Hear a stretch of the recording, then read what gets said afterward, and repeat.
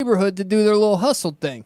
She was handing out your money too. She was collecting your paychecks and then just handing them out. Yeah, let me ask you this, Just, because so I guess when I got there, apparently I signed over power of attorney to them. So years later, I went to go file for unemployment, and I found out, and the unemployment office is like, well, the last time you had a claim open was when you lived at 29 Carroll Street or whatever it was, right? Uh-huh. And I'm like, I never opened a claim on Carroll Street.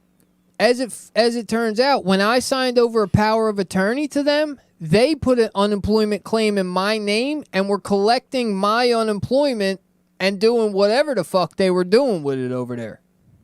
So what they did to me was, you know how everybody got put on food stamps or whatever, but I ended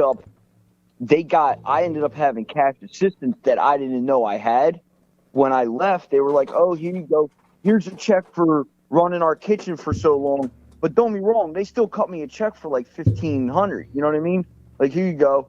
But then, come to find out, the whole time they've been pocketing my cash assistance the whole time.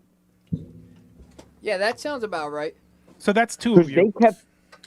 They kept my my food stamps and my cash assistance going until the wheels fell off with it, supposedly. Because when I was in prison, my dad got a note from the state saying that, well, we found out your son's found out you're incarcerated, your benefits, you owe us money. Because they thought you're collecting while you were in jail? Yep. Okay. Which is a big no-no. Yeah, sure. Of course.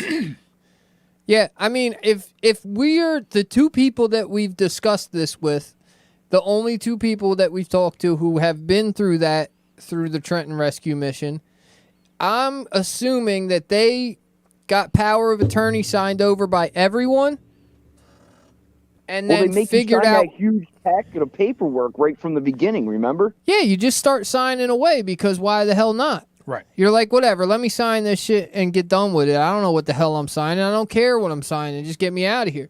And we signed over power of attorney, and then I'm sure they just figured out which way they could get money off of every person. Like, it's literal, you're warehousing people and figuring out which way you can get money off that person. So if you could get unemployment, they got that. Since you were getting welfare, they took your welfare from you.